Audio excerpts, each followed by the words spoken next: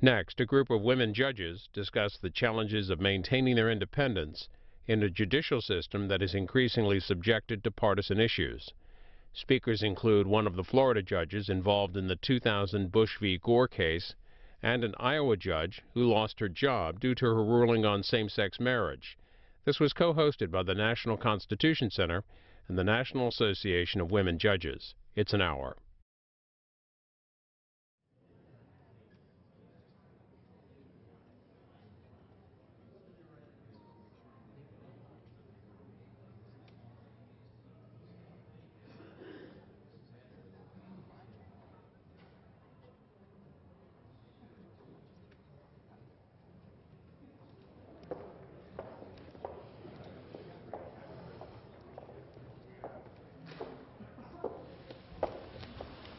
Ladies and gentlemen, thank you so much for joining us, and welcome to the National Constitution Center. I'm Jeffrey Rosen, the president of this wonderful institution.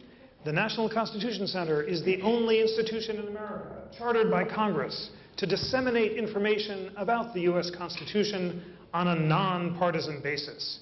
And to fulfill that inspiring goal, we have a series of programs. We call ourselves America's Town Hall, and we bring together the best voices from all sides of the spectrum to debate the constitutional issues at the center of American life. In the next few weeks, we have a series of programs that I hope you'll join us for, including on June 20th, David Boies and Ted Olson will come to discuss their new book about marriage equality. On June 26th, we'll be having a wonderful debate with our partners at Intelligence Squared about the constitutionality of restrictions on campaign finance reform. On June 16th, we'll have a discussion of the cell phone cases that the Supreme Court is about to decide and talk about the future of the Fourth Amendment with the two advocates who argued the cell phone cases before the court here at the Constitution Center. So it's a wonderful series of events coming up, and I hope you'll join us both here at the center and online and on our website. I'm especially thrilled, ladies and gentlemen, to introduce today's program, presented in partnership with the National Association of Women Judges. This is a program near and dear to my heart. My friend Justice Pariente and I, more than a year ago at GW Law School, where I teach and where you graduated from, talked about how wonderful it would be to bring together women judges who are defending the idea of nonpartisanship and the rule of law to talk about their concrete experiences with judicial elections, with the challenges of merit retention systems, and to give you, the people, a direct insight into the real threats to judicial independence that are faced by judges today. You'll have an opportunity to learn more about the National Association of Women Judges and about their inspiring goal. Like ours, it is to be nonpartisan and to encourage votes for judges based on character, integrity, fairness, and a willingness to decide cases based on the law. We're also delighted to recognize Mark Robinson of the American Board of Trial Advocates, who's a partner for today's program. Please turn off your cell phones and prepare for a really engaging discussion. And now let me introduce our esteemed and extremely impressive panelists. Marcia Ternus is former Chief Justice of the Iowa Supreme Court. She currently practices law in Des Moines, Iowa, focuses on appellate case consulting litigation. She was appointed to the Iowa Supreme Court in 1993 by Governor Terry Branstad, was selected by her peers to serve as Chief Justice in 2006. Her term on the court expired on December 31st, 2010, and you will hear her striking story about the reaction to a decision that she issued in Iowa and the consequences that it had in Iowa.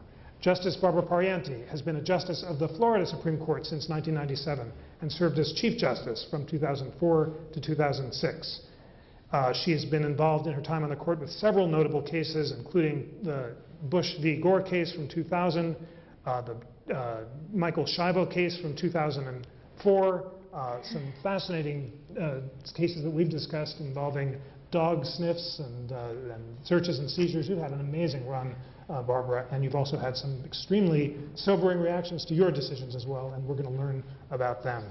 And finally, I'm absolutely honored to welcome to the National Constitution Center Judge Anna Blackburn Rigsby, who is the president of the National Association of Women Judges. She was nominated by President George W. Bush to the District of Columbia Court of Appeals in 2006. She chairs the District of Columbia's Court's Standing Committee on Fairness and Access. She's a commissioner on the district's Access to Justice Commission, and before her appointment, she was nominated by President Bill Clinton to serve as an associate judge on the Superior Court of the District of Columbia. So this is quite a remarkable panel, and I would like you to join me in welcoming them to the National Constitution Center.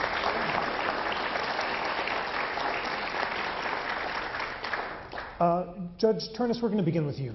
And you had an extraordinary experience in Iowa. You issued an opinion in a case involving Iowa's Defense of Marriage Act. Tell us about that case and your decision.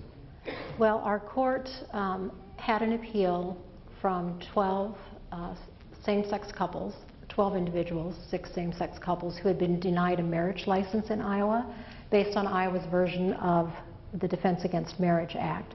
They challenged the constitutionality of that statute under the Iowa Constitution's Equal Protection Clause. Our court issued a unanimous decision that the statute did in fact violate the equality rights of these individuals. And describe the reaction to that decision. Well, the case itself was controversial even before we issued our opinion. There was a lot of social commentary, a lot of public discussion of whether same-sex marriage should be allowed or not. And there were demonstrations outside of the Judicial Branch building when we heard oral arguments on the case. So we knew that our decision would be controversial. And when we issued the decision, of course, it was very controversial. And there were a lot of groups who were opposed to our decision, primarily on religious grounds. Some of those groups took out TV ads, and we have videos of some of those ads now. So right, the actual, I think the opposition reached its crescendo when 3 members of our court happened to be on the retention ballot. In other words, we were up for retention. Voters were asked to vote yes, retain these judges, no, do not retain these judges in the 2010 general election. And what you're about to see were ads that were created to campaign against our retention. Let us see the ads.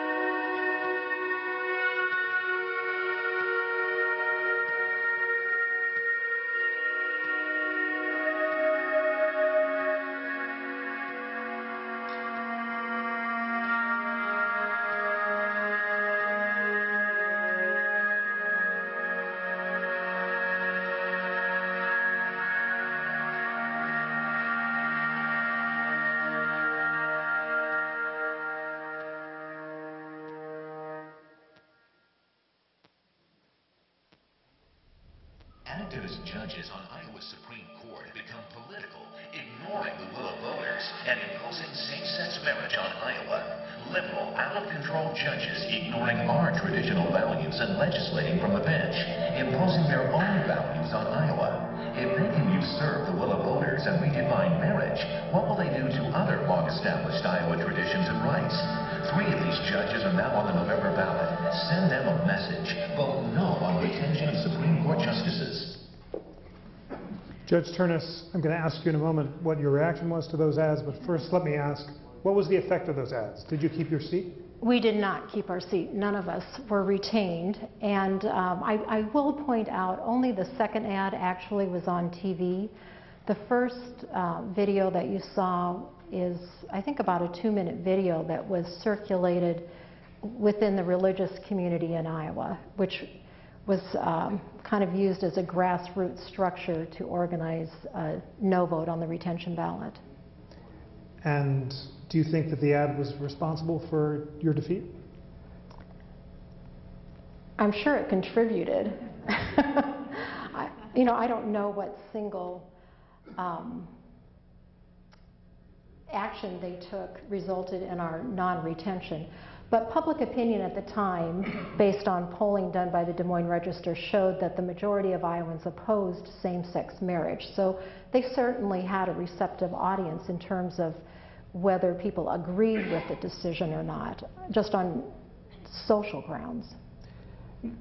How did you feel when you saw the ad? Honestly, I didn't. This first ad I never saw until afterwards. I just didn't really want to watch them. I didn't even watch TV during that period of time, I'll admit. Yeah. Now, on the one hand, the ad is factually correct. It says that the court ignored the will of the legislature and the people. But on the other hand, was that an appropriate ad to run on television? Well, I think citizens can vote for or against a judge for any reason they want, including because they disagree with an opinion. That's certainly how our democracy works. But I also think it's important for citizens to know, when they are exercising their vote in that way, that there are consequences to voting judges out of office because they have issued an opinion that is contrary to public opinion. What are the consequences? Well, it clearly sends a message to judges that in the future they should hesitate to issue an opinion that may be correct under the law, that may be a decision, a result that the law demands, and yet is unpopular.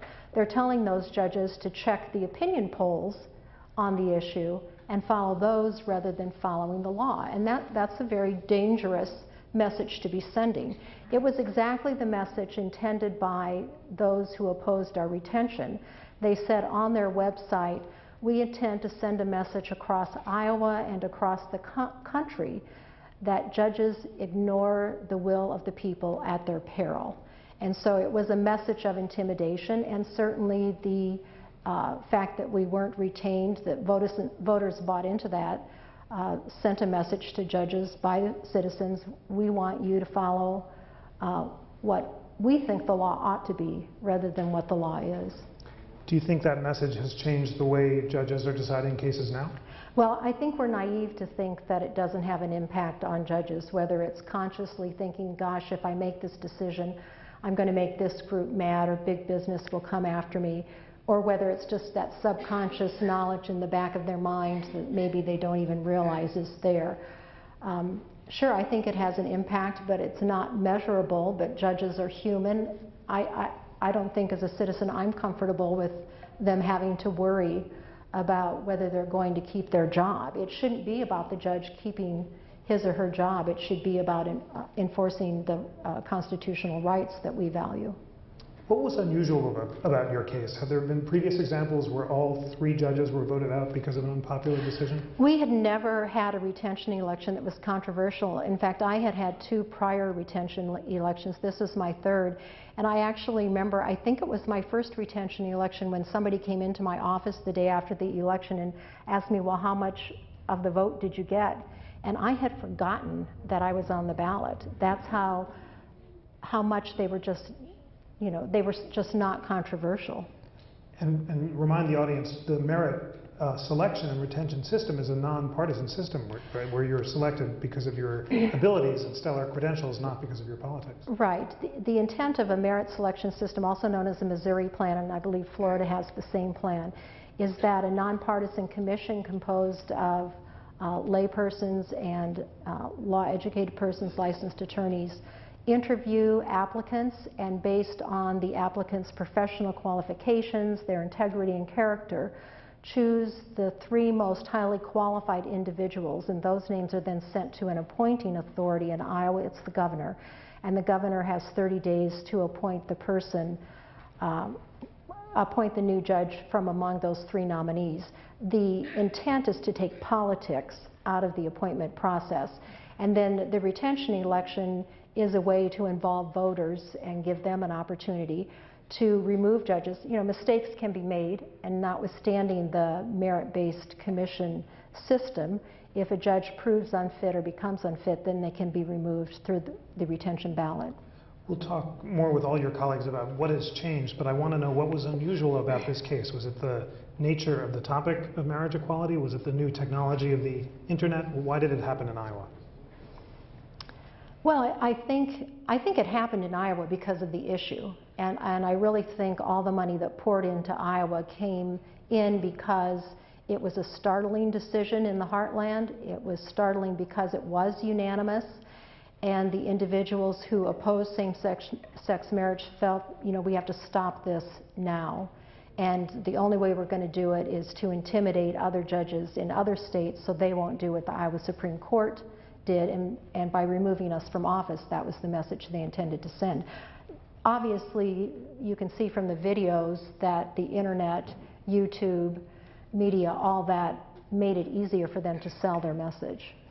Now, many other courts have considered the same-sex marriage question since Iowa, and it's my understanding that every court to consider the issue has, in fact, since the Supreme Court's decision last year, ruled in favor of marriage equality. Did this campaign successfully intimidate other judges, or do they have selection systems that made them immune to those sort of pressures? Well, I think most of the decisions that you're referring to are in federal courts where they don't have to worry about whether they're going to be retained because they have lifetime appointments. So there really is a difference between the federal and state systems when it comes to judicial independence. Well, I think the fact that federal judges do not think there will be retaliation against them for making a decision that's correct under the law yet unpopular certainly gives them some freedom to make those decisions without having to worry about their own career. And yes, that's probably a significant difference. What is the solution to the experience that you underwent? What is a better system of appointing state court judges, and might Iowa actually adopt it? Well, I think that before one discusses what is the best system for choosing judges or retaining judges, citizens need to ask themselves what kind of court they want. Do they want a court that makes decisions under the law, that upholds the rule of law, or do they want a decision, or a court that makes decisions based on who's the most popular, who has the most money, who shouts the loudest? And so once you make that decision, whether you want a court that makes political decisions or makes judicial decisions based on the rule of law, then I think you look to a system that minimizes the opportunity for politics to get into the system. And I certainly think that a retention election, where it's a simple yes or no vote versus running against someone just like politicians do, minimizes the opportunity for politics to get into the system. But no system is immune from politics. There is no perfect system that can guard against politics coming into judicial selection and retention. The only way that's going to stay out is for voters to demand that the systems remain non-political. Are voters likely to demand that? Well, we're trying to educate them on the impact of their votes. The voters in Iowa were sending a message to judges: we want you to behave like politicians. We want you to test the winds and go with public opinion. We don't care that it's correct under the law. Or what another big component, of course, in Iowa was that we violated God's will by ruling the way we did. And so the message there is, I guess, that I should have checked the Bible or checked with the priest in my church to ask how I should vote, rather than checking the Iowa Constitution and our long years of case law, which were in fact consistent with our decision. And you've warned, in fact, that voters should not turn judges into theologians in robes or politicians in robes. Well, I don't think they should. That's the voters' choice. They can turn judges into theologians in robes and politicians in robes. You now have the opportunity to speak and write about the importance of judicial independence. What do you tell voters when you're trying to persuade them not to turn judges into politicians in robes? Well, I think that the rule of law is what distinguishes our democracy and from other forms of government. And we have to be willing to uphold the rule of law even when it upholds the rights of others whom we may disagree with. If the law doesn't protect everybody, if the law depends on who's standing in front of the judge, then we don't have neutral decision making, we don't have fair and impartial judges, and we cannot say that we are a society governed by the rule of law. Well said, Judge. Thank you very much for that. We will return to these. I think that deserves a round of applause.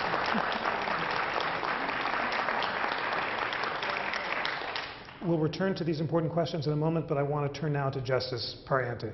You are no stranger to controversy. You, as we discussed, were on the panels that decided Bush v. Gore and the Terry Schiavo case, but it was a 2012 case involving an amendment to the Affordable Care Act that your court rejected and got a lot of heat. What was the amendment and what did you hold? First of all, I must say that 2010, with what happened in Iowa, was a bellwether year. And as you all may recall, the Affordable Health Care Act, Obamacare, had passed, and there was a lot of controversy about it. In our state, we have the way of amending the state constitution by legislative initiative or citizens initiative. And there had been a legislative initiative to put on the ballot an amendment that would have voters say yes or no, we are for Obamacare or against it. And that's their prerogative. The only issue that the Florida Supreme Court deals with is whether the ballot summary is misleading. And in this case, the ballot summary had talked about that if you voted for this amendment, which was against Obamacare, you would eliminate waiting times for doctor's visits. That was essentially it. And when it came before us, each side, they both conceded it was misleading, but they wanted us to rewrite the ballot summary. The majority, 5 of us, said we didn't have that power. The irony was, by 2012, a new amendment had been proposed, which had already been approved. But what happened was, my view is, right after the Iowa election, and emboldened by that, we had immediate signs that there were 3 justices that were up for merit retention, myself and 2 of my colleagues, and that they were going, these groups, partisan groups, special interest groups, were going to run a campaign to take us out of office. And just like Justice Turnus, I had been on the court since 1998. I had gone through 2 prior merit retention elections, and this would have been my, as a Supreme Court justice, one as an appellate judge. I'd been a lawyer, well, I'm now 41 years out of GW, so although we know each other, we weren't contemporaries, I must say, although I would have loved to be. The retention, I know Pennsylvania is not a retention state. The idea, as Justice Turnus said, was you are on the ballot, not that you did something wrong, it's not a recall. You're just on the ballot every 6 years, and the best we could tell is a check to see, as Justice Turnus said, if the judge has violated ethical standards or integrity, or is not hardworking, or is being political.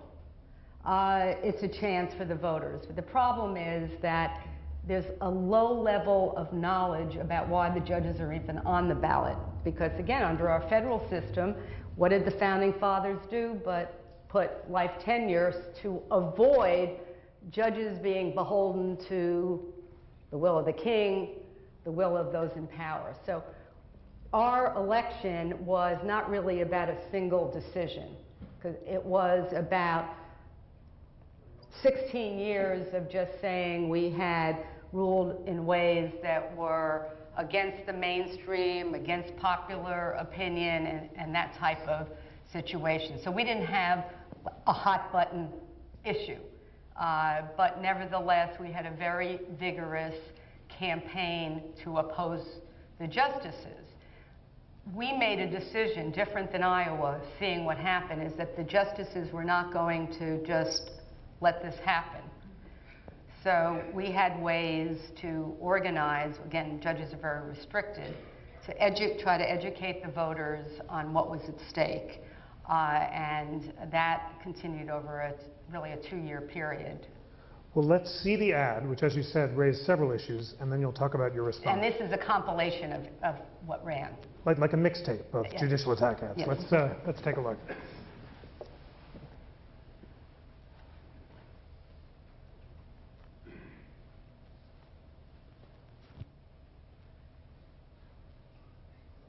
Oh.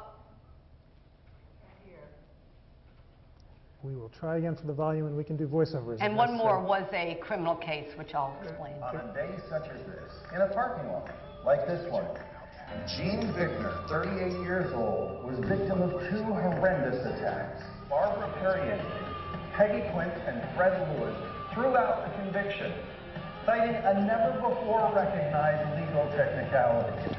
Perriente, Quint, and Lewis wanted to give this unrepentant killer another chance. Imagine a world without judicial activism, where the law is followed and not rewritten by the courts. Where the power is in the people and not the government. Where the rule of law still matters and the Constitution still means what it has always meant, not what some judge thinks it should mean. Imagine a world in which Florida didn't have to compete with California, New York, and Massachusetts To have some of the most activist judges in America. Imagine no more discrimination against those who play by the rules. No more judges playing politics and compromising their independence. What if you could take a stand for freedom? Freedom is being reborn, but there are dark clouds of opposition gathering. And the court system is the last best hope. For those who prefer the status quo. These justices have also opposed patients' rights, underlying property rights, education, and fair elections. Forward all justices Perriente, Quince, and Lewis, and tell them to stop judicial activism.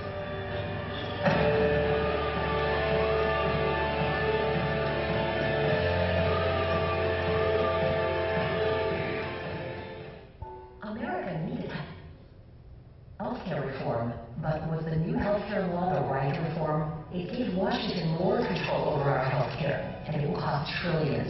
Most Americans oppose it. That's why many states like Ohio gave their citizens the right to vote against it. Not Florida. Our own Supreme Court denied our right to choose for ourselves. Shouldn't our courts protect our right to choose? You be the judge. Visit youbethejudgesl.com to get the facts and sign the petition. That's the next one. Okay, wow. Yeah, and what you see, and I think this is important for the viewers, is you hear some of the same buzzwords being used: judicial activism, legislating from the bench, being against property rights or different rights, the right to vote. And so these are these buzzwords that are meant to upset citizens, that somehow courts are acting in their own self-interest and against the interest of Americans, of our citizens. And so that was, and the last ad was paid for by Americans for Prosperity, which is the Koch brother group, and others ran on the internet, and that has been a very successful tool. The social media, you asked about what's changed. 16 years ago, social media was virtually non-existent. Social media is a very powerful tool now to get to constituencies that have that ability to get their message out. So describe the effect of these ads. The ads said that people should call you and say they oppose judicial activism. How many people called you? Well, I don't know, because we have a pretty good system.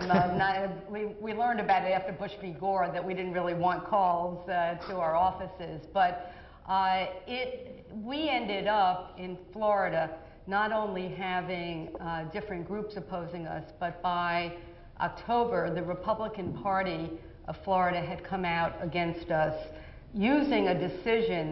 The first decision was called Nixon versus Florida, and it had to do with an issue of rights, of constitutional rights to representation, but it had been a 2003 decision. We were now in 2012. So what we had was dredging up a case. We didn't let somebody out of prison.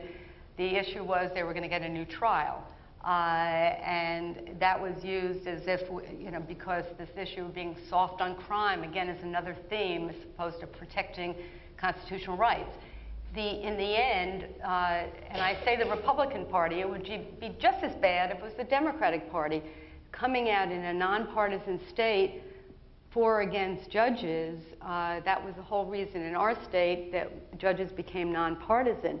But what I believe is what happened is with our ability to organize and get our message out to the citizens, we were overwhelmingly retained. In other words, our percentages were excellent, I believe, and it was excellent across all party lines, that citizens properly informed did not want to transform the courts into a power grab for one governor or one side or the other. They recognize separation of powers, checks and balances, everything the National Constitution Center wants to emphasize. They appreciated that judges cannot be intimidated in making a decision that is right on the facts and the law, but may be wrong on the political or popularity poll of the day. This is the most exciting and inspiring constitutional news I've heard this week. So tell us, how precisely were you able to launch a campaign in favor of judicial independence? This is a very difficult thing. We've heard a lot about campaign finance and campaign reform.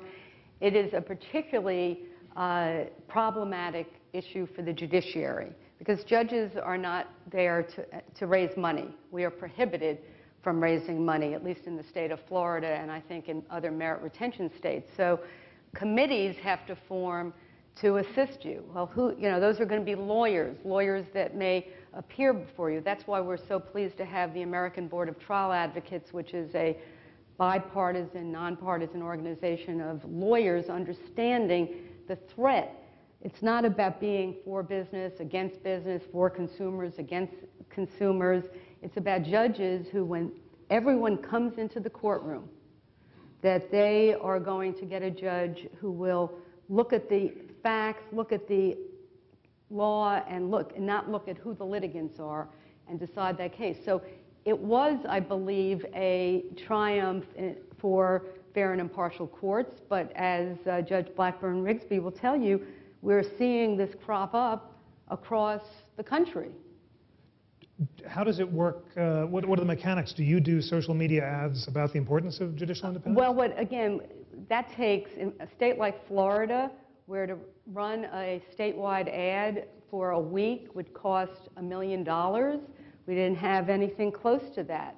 Also, we were prohibited from actually, the three of us, the justices who were being attacked, we couldn't do ads together because of our own canons.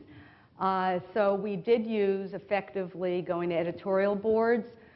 We did use the social media. We had Facebook. I was very upset when my Facebook page came up and I didn't get a lot of likes because I found out that actually in the social media world you've got to actually drive people to those sites, and that costs money.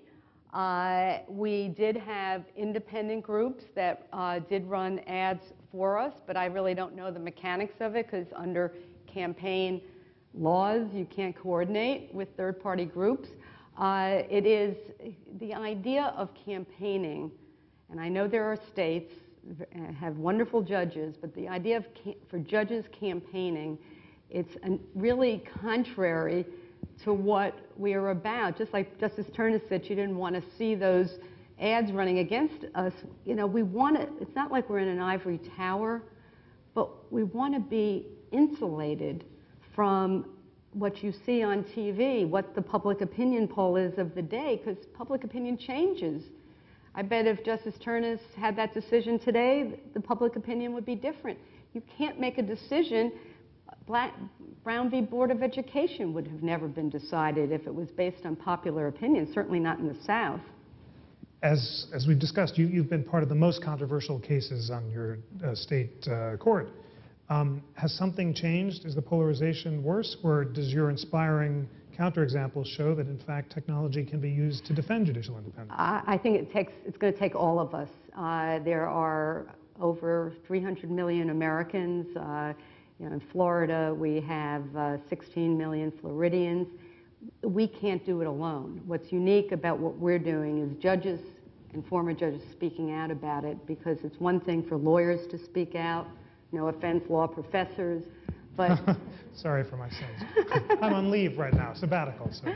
But to understand, I mean, I grew up at a time I believed in the Constitution and constitutional rights, and to believe that you can make a decision that was fair based on the Constitution, protecting not the rights of the majority, because if you look at James Madison, he said, no, the judicial branch exists to protect the rights of the minority, not minorities, but someone who may have unpopular views on speech, flag burning, a terribly offensive subject.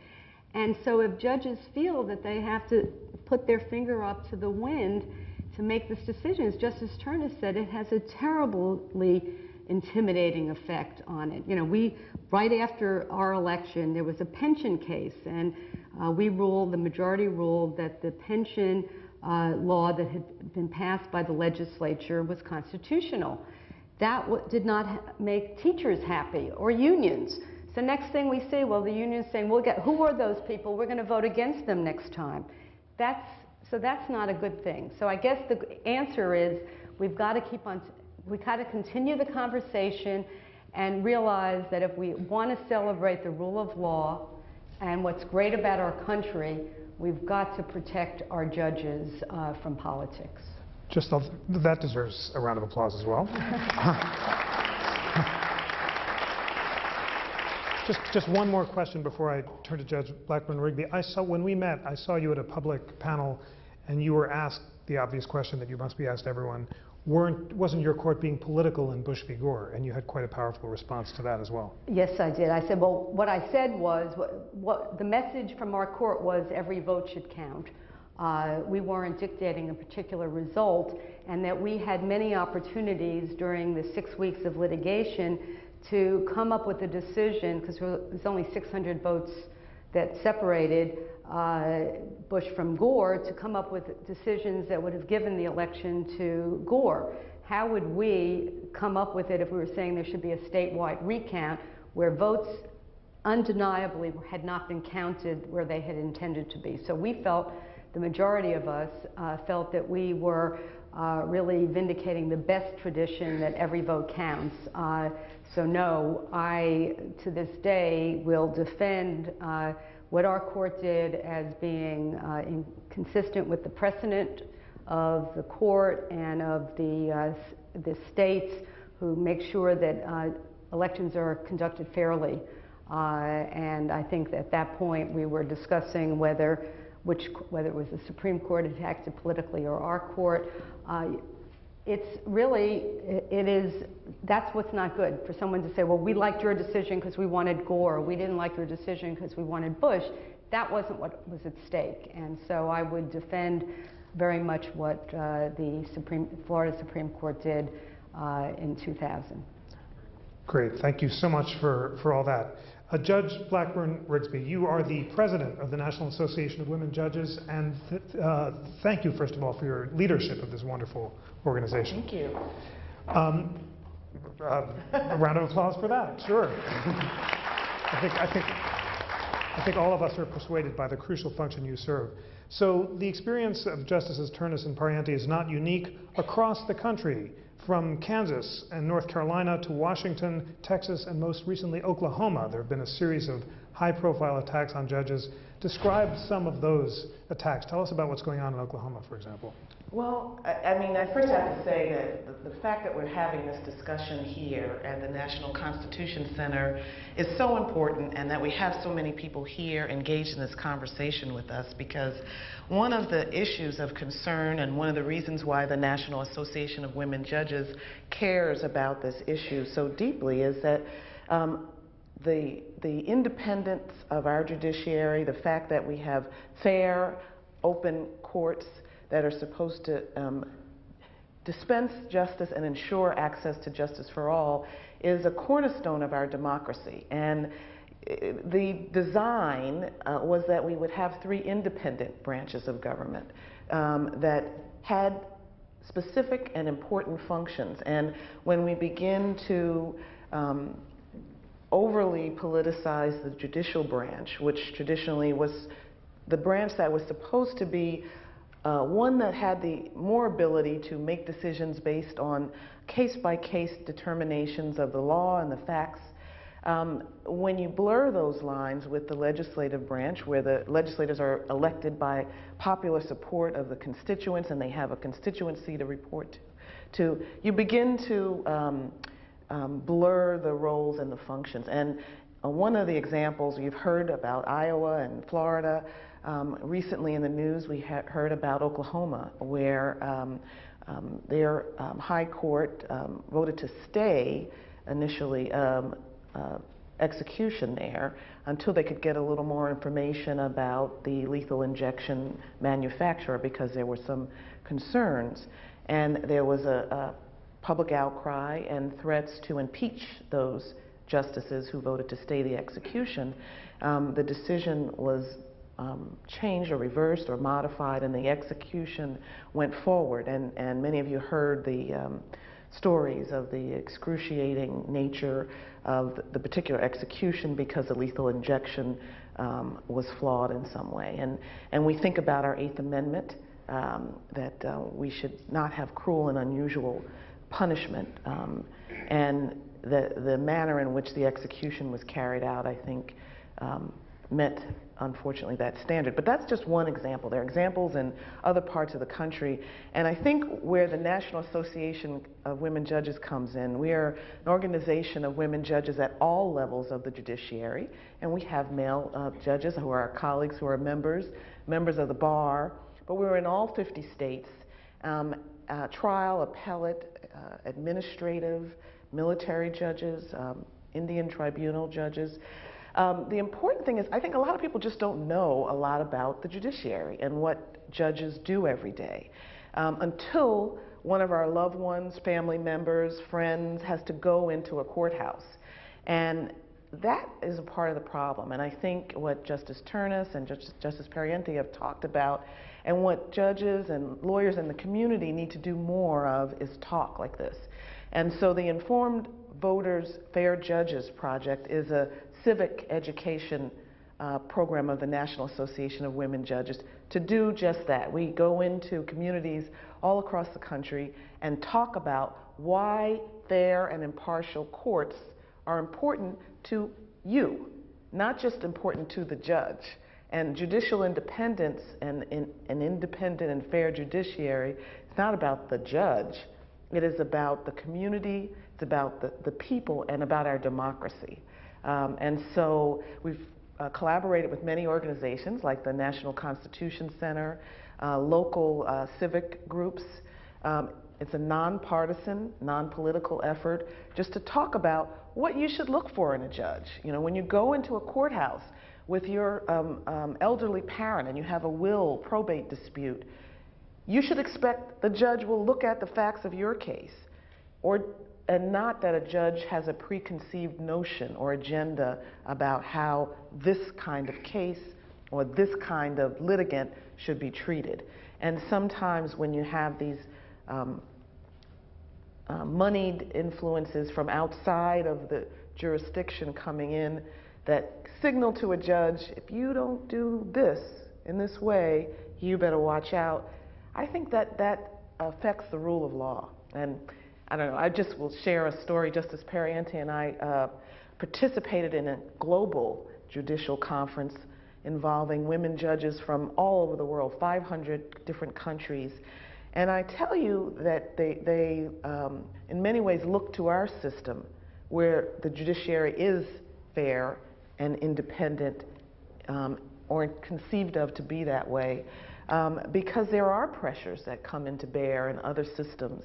And I just hope that Americans continue to value our democracy and the way the judicial branch, the role that we serve. Doesn't mean that judges are above criticism, because there are mechanisms for judges to be reviewed and disciplined if they act in an unethical or illegal way. But to attack a particular decision outside of the court or appellate process, I think raises some of the concerns that we've talked about here. How are these impeachment efforts succeeding? In the federal system, there's a precedent dating back to the failed impeachment of Justice Chase that you can't impeach federal judges for their opinions, but only for criminal or high misconduct. Are some state court judges being impeached because of the substance of their decisions? Well, I haven't heard of actual impeachments being carried out recently. We had the threat in Oklahoma. But you're right to look at the language in our Constitution, and we're at the Constitution Center, there were very limited circumstances under which a federal judge could be impeached for a particular decision. And I think certain high crimes and misdemeanors and other extraordinary acts that cut against the moral character, adherence to the law, or adherence to the code of judicial conduct. Not for deciding this way or that way in a particular case that came before the court. That's why we have appellate rights for parties to appeal decisions that they disagree with. That's why we have a high Supreme Court to ultimately resolve differences like that. We have a process. And I tell you, in the District of Columbia, we have an extremely busy trial court. Thousands of people walk through the doors of the courthouse every day that look like every one of us. And what amazes me and what gives me hope and why I love doing what I do is that they expect that the system will work. Everybody's not happy, and sometimes no one's happy when they leave, but they do expect the system to work, and all we have to do is look at the media around the globe in parts of the world that are in extreme conflict, where there's no expectation that they can go to a courthouse and get a resolution that will be fair and impartial through a process that they have confidence in. And what we're talking about are attacks on the bedrock principles of our democracy, that the judicial branch should be fair and impartial and independent. Well, you know, in the few minutes we have left, I'd like all of your ideas about what reforms can take place to ensure judicial independence. Judge Blackburn-Rigsby, is the National Association of Women Judges focused on the role of money in these campaigns? We've heard about the funding for these attack ads, and the Supreme Court has upheld restrictions on funding of judicial elections to avoid corruption. Is that an issue? Well, the National Association of Women Judges has taken a broader approach, we view our role as one to educate the community, civic engagement, civic education about the role of judges, the role of the courts, and how the process works, because there are different ways that judges are selected, some that you've heard of here, some are appointed. But whatever ways the judges are elected in your local jurisdictions, we need the community to understand that and to care and to understand why it matters to each individual person. And so our Informed Voters Project, Fair Judges Project, ivp.nawj.org, we've got a fantastic website with tools, really engaging, not written like our judicial decisions. They're written in very understandable, common parlance, so that high school students, college students, civic groups can go to the website and download materials about what a retention election is, what qualities are important for a judge: to be fair, to be educated about the law, to be impartial, to be neutral. And those materials are available to the public. We've partnered with civic groups and bar associations. We have over 25 different partners with us in this a grassroots effort to make our courts more open and accessible and understandable, so that people understand the true jewel that our judicial system and our tripartite system of government offers. I mean, I used to have civics class, and many of you in the audience may remember in elementary and middle school we had civics class, and my son's in Boy Scouts. They learn these things, and we have to really make people understand why they're important. And when you're standing in front of a court with your loved one, no matter what kind of dispute it is, you, as Justice Turnus and Justice Periente have said, ask yourself, what do you want the judge to be thinking? Oh my gosh, what is the paper going to say tomorrow if I do this? Or do you want them focused on the facts and the law, and really bringing an open and fair mind to the resolution of your case? I would say, just on the issue of campaign finance, you know, the U.S. Supreme Court decisions were in the context of the legislative and executive branch. I know that Justice O'Connor, who is a great supporter of civics education, has come out saying she's very concerned about the state of campaign and big money coming into the corrupting effect. We must, I think, look at, and I'd encourage a broader conversation about how judicial races are financed, the role of public financing, and the studies that show certain troubling facts. I think that must be addressed. As citizens look at what is happening in their state, they ought to be informed about the process by which judges are selected, and see if that process encourages politics or discourages it. And if it discourages it, then it should remain. They should look at legislative attempts to change the way judges are selected, which is happening in many states. Our Judicial Nominating Commission is not as nonpartisan as it was 15 years ago. I think that is that's a mistake.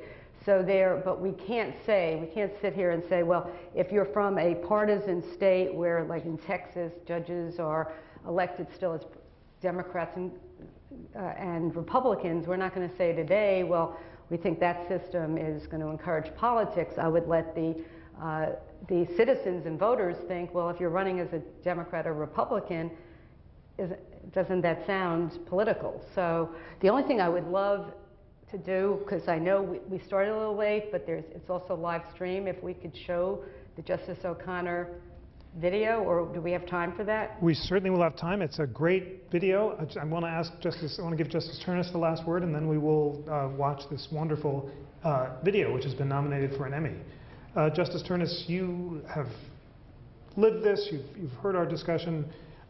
We've just talked about 3 different methods of judicial election: the merit selection and retention, partisan election, and Judge Rigby's system of a term of years with nomination, the advice and consent of the President and the Senate. Does the nomination system matter? And what other reforms would you suggest could help avoid the kind of threats to judicial independence that you've experienced? Well, I think the voters, the citizens, have to decide, as I said earlier, what kind of court they want, and then look at the selection system they have in their state and ask themselves, does this selection process promote the kind of court that I want or not? But even beyond the kind of system that you have, because any system can be politicized, and I think the systems can be unpoliticized. I think citizens today have to do what Americans did here in Philadelphia, 250 years ago? I don't have the math right in front of me. But, you know, we need to understand that we have to have as much of a commitment to democracy and the rule of law as our founding fathers did, or we will lose it. And so I think the main message that I would like to convey to you, and that I hope that you would convey to people in the coffee shop and over the Thanksgiving dinner table with your relatives, is that democracy has to be protected, and we have to commit ourselves to a fair and impartial judiciary, or we will lose it. And that is what is happening now if we don't do something about it.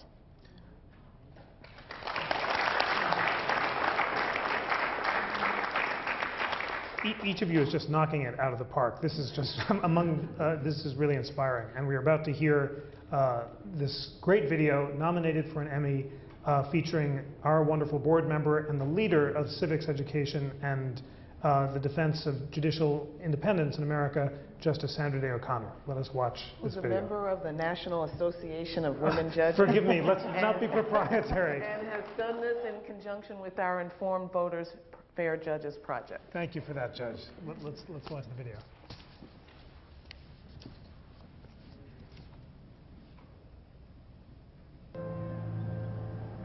Life isn't always fair.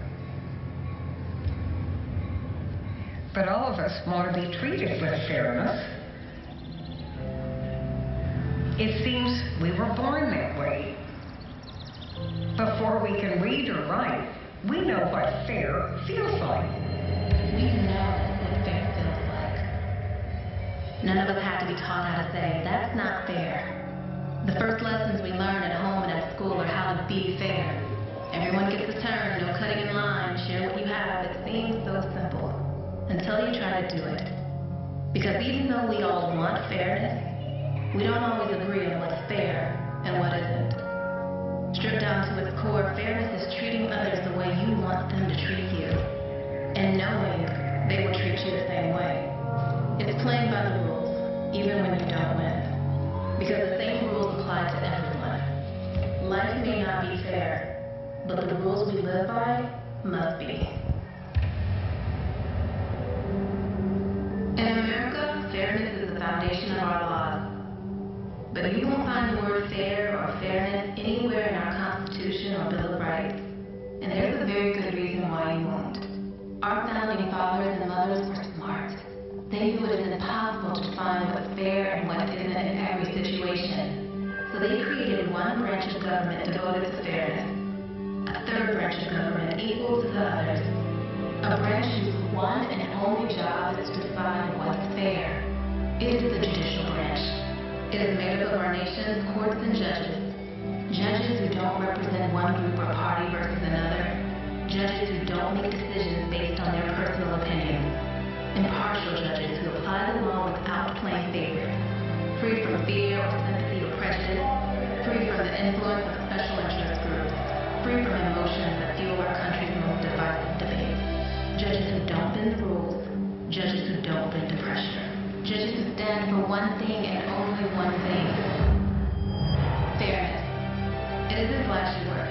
Nobody ever went to a game to watch the referee, but there can be a fair contest without one. It means making hard but fair calls, and not letting the crowd's reaction change your mind. Because fairness has never been a popularity contest, and doing what's right isn't based on poll numbers. Throughout our history, Americans look to the courts for fairness. Today, Americans still go to court because they trust the judge will handle their case with an even hand, fair and square. They believe that while no one in America is above the law, all of us are entitled to the same law, guaranteed by fair and impartial judges.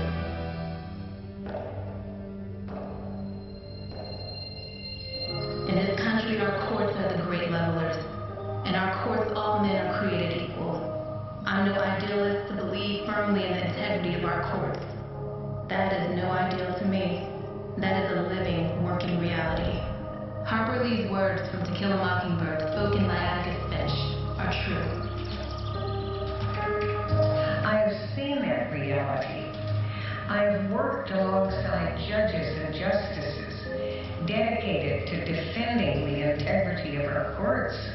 Even-handed judges committed to doing justice for all.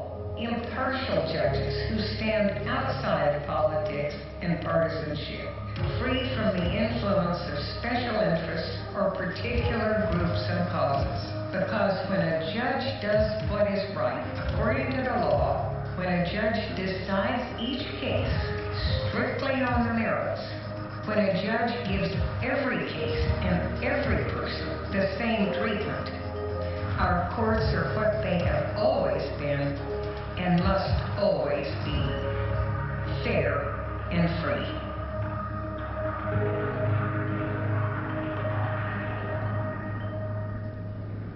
America's courts are fair. Help keep them that way with an informed vote.